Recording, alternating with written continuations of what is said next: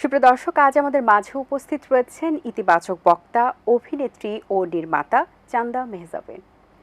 শুভ সকাল, কেমন আছেন? আমি সবসময় যেটা বলি, আমি ভালো থাকার চেষ্টা করি। আলহামদুলিল্লাহ ভালো আছি। চমৎকার আপু, আজকের এই আয়োজনে, চার চুমুকের আয়োজনে আপনাকে পেয়েছি, চমৎকার লাগছে। কারণ আপনাকে পেলেই একটা আলাদা রকমের একটা এনার্জি আসলে বুস্ট আপ হতে থাকে।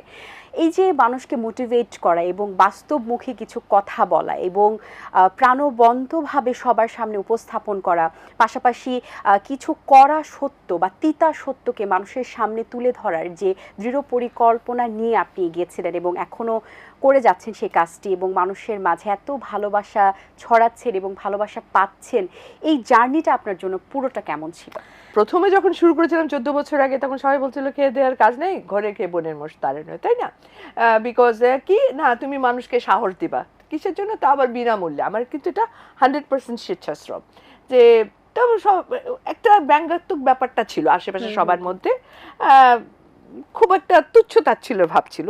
তারাই এখন আমার সাথে ছবি তুলতে সবার আগে এগিয়ে আসে, তারাই আমাকে পরিচয় দিতে সবার আগে বলে যে অমুক, উনি কিন্তু আমার এই হন। তো এর চেয়ে বড় অ্যাচিভমেন্ট আর কি হতে পারে? মানুষের দোয়া, ভালোবাসা, এটা তো আছেই, কিন্তু আমি বলবো যারা না কুচু করেছিল তারা এখন সম্পূর্ণ পাল্টে গেছে। সকলের কথা কিন্তু সকলে শোনেন না, কিন্তু আপনার কথা যখন আপনি বলেন প্রত্যেকেই কিন্তু একটু আলাদাভাবেই নজর কাড়ে এবং শুনতে পছন্দ করেন। এই ব্যাপারটা আসলে কবে থেকে হয়েছে? ছোটবেলা থেকে আমি খুব বেশি পটর পটর পটর করতাম এবং সবসময় আমাকে বলা হতো এই সব নাটক করে বলে। মানে ছোট আমি তখন, ধরো তুমি স্কুলের লাইফে everywhere I use to talk a lot, এবং আমি কথা বলতে ভালোবাসি, কথা বলতে পারি, বাট ভেতরের যে আমি এখন যেটা মানুষে বলে যে আপনি যাই বলেন শুনতে ইচ্ছা করে, ওটা আমি তো বুঝতে পারিনি। আমি আমার কথা দিয়ে মানুষকে বোঝাতে গিয়েছি, কিন্তু আস্তে আস্তে দেখা যাচ্ছে যে এটা এমন একটা জাদুর মতো হয়ে গেছে যে everybody is liking me. But এই যে বলার স্টাইলটা, ভাবনা বা এই ধরনের অনবরত কথা বলতে পারা, এটা আমার ছোটবেলা থেকেই ছিল। আপু, আমরা সবসময় চিন্তা করি যে নারীর সফলতা, এবং নারীর সফলতা নিয়ে আমরা কথা বলি এবং প্রত্যেকটা জায়গায় আমরা কিন্তু দেখি যে নারীকে নিয়ে বেশ আয়োজন করা হচ্ছে, প্রোগ্রামস হচ্ছে, প্রত্যেকটা জায়গায় নারীর প্রায়োরিটি দেওয়া হচ্ছে।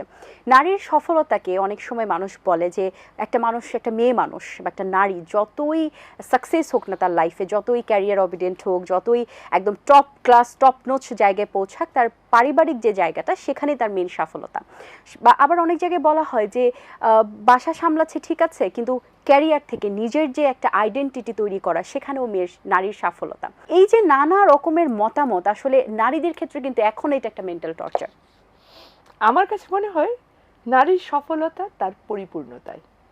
একটা মেয়ের মধ্যে অনেক কিছু আছে, একটা মেয়ের মধ্যে সে একটা মেয়ে, সে একটা মা, সে একটা স্ত্রী, সে একটা বোন, হাজারো পরিচয় আছে। এবং সবচেয়ে বড় কথা, একটা মেয়েদের ক্ষেত্রে আমি যেটা বলবো, আমার চোখে ডেফিনেটলি টোটালি আমার কথা, যে আমি মনে করি একটা মেয়ের কাছে সবার আগে আসা উচিত ফ্যামিলি। Family comes first. হ্যাঁ, চাকরি বাকরি, ব্যবসা বাণিজ্য যাই করুক না কেন, ওটা সেকেন্ডারি। ফার্স্ট হচ্ছে ফ্যামিলি।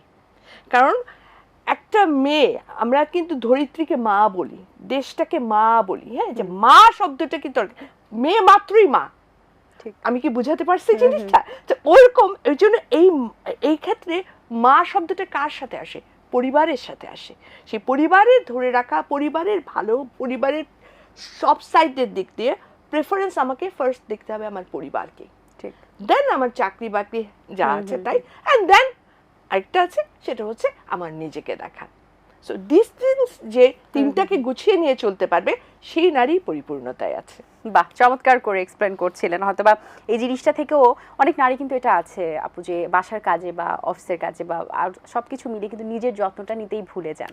ওই জন্যই তোমাকে বললাম, এবং আমি বলবো যে কাজ করবো আর যাই করো, তোমাকে নিজের কথা ভাবতে হবে।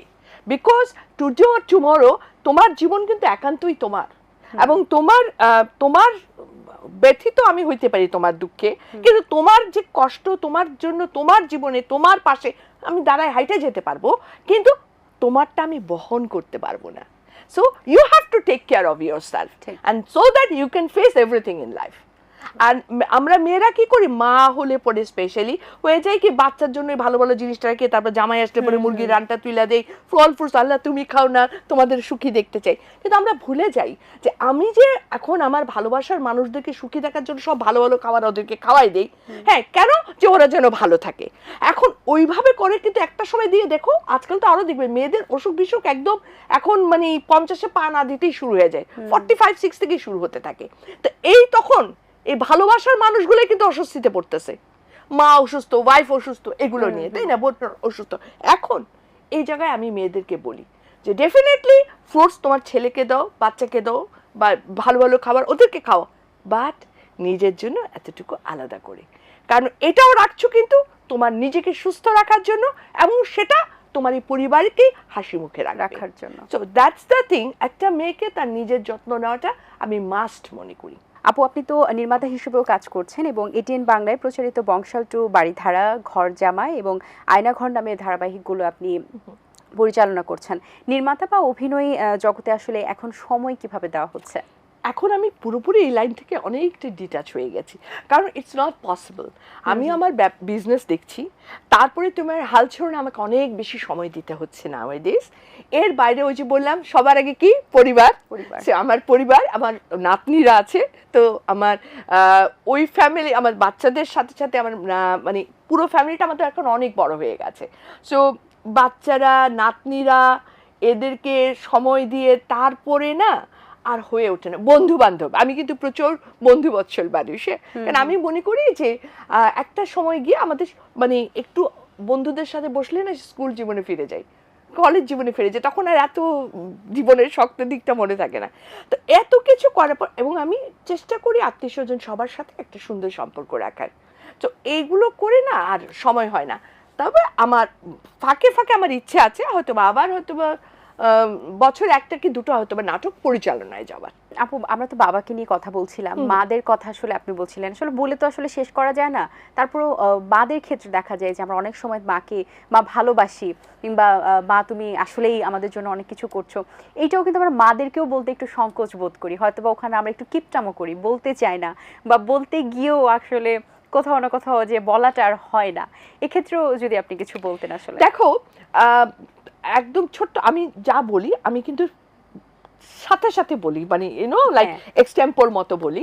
তোমার এই কথার প্রসঙ্গে আমার মনে হলো তুমি যে বাতাসটা পাচ্ছ, তাই না, এই বাতাসটা কি, বাতাসটা বন্ধ হলে তুমি কিন্তু জায়গায় শেষ হয়ে যাবা, তাই না, কিন্তু তুমি কতবার বাতাসটাকে ধন্যবাদ দিচ্ছ, মানে সৃষ্টিকর্তাকে ধন্যবাদ দিচ্ছ, হ্যাঁ, এবং মাগনা পাচ্ছ কিন্তু পুরোটাই, তাই না, দিচ্ছ না, হ্যাঁ, এটা তো পাচ্ছি, এটা তো বাতাস, আচ্ছা, এরকম মনে হয় না মাকে আমরা এভাবে ট্রিট করি, আছে পাচ্ছি, কিন্তু এটাও যে অমূল্য সেই জিনিসটা বোঝার জন্য, ইয়েস ইউ আর রাইট, আমি মনে করি মাঝে মাঝে মাকে চমকে দেওয়া উচিত ছোট ছোট ব্যাপারে। মা তুমি অনেক করছো না বলে যদি এটা বলতে লজ্জা লাগে, মাকে হুট করে ফোন দাও যে মা অফিস থেকে আসার সময় কি আনবো বলো তো, অথবা অফিস থেকে আসার সময় একটা নতুন কিছু নিয়ে আসো, একটা চিপসের প্যাকেটই হোক, বা নতুন কিছু জলপাই উঠেছে, বা একটা কদবেল, অথবা একটা আম, whatever the season is, bring it for your mom. Or যদি বিদেশে থাকো, হুট করে মাকে একটা কল দাও। মা সবসময় যে নিয়ম করে অমুক তারিখে অমুক না, হুট করে মা তোমাকে অনেক মনে পড়ছিল, ভালো আছে তো মা, খাওয়া দাওয়া করতেছো, এটুকুই কিন্তু একটা মাকে অনেক খুশি করে দেয়। So there are little bit tidbits things. অথবা একদিন বলা যে মা আজকে বাসায় আছি, তুমি বসো, আজকে তোমাকে আমরা ট্রিট দিব, তুমি হাত পা ধুলো, দরকারে নিজে রান্না করতে না পারি ফুড পান্ডা করবো, ছোট্ট করে হলেও কিছু নিজের একটা ছোট টেবিল সাজালাম, মাকে বললাম তুমি রেস্টে থাকো। ইচ্ছে করলে অনেক কিছুই করা যায় যদি ইচ্ছেটা থাকে, এবং আমি মনে করি এটা করা উচিত, কারণ সত্যিকার অর্থে না বাবা মা কখনো চিরস্থায়ী নন। যখন ওনারা চলে যান তখন বোঝা যায় কত মহামূল্যবান সম্পদ আমরা হারিয়েছি, যার গেছে তারা বোঝে। তো এটাই আমি সবসময় বলি যে আসলে দাঁত থাকতে দাঁতের মর্যাদা দেওয়া উচিত, পিতামাতাকে জড়িয়ে রাখো, যদি সেভাবে সময় নাও পাও টুকটাক হলেও ছোট ছোট ছোট ছোট কাজের মাধ্যমে হলো বোঝাও যে we do care for you.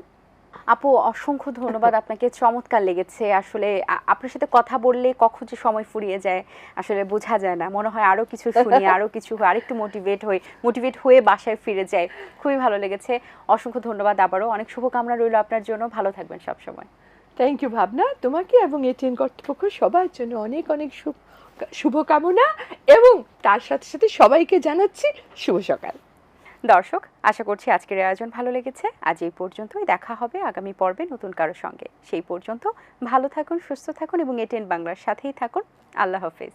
দিন আসে দিন যায়, সময়টা চলে যায়, তবু আছি এই বেশ ভালো। জীবনটা রঙময়, যেভাবেই হওয়া চাই, নয় কভু সাদা কালো। এই আশাতে স্বপ্ন ভাসে, সুখ হাসে চোখে মুখে, চায়ের চুমুক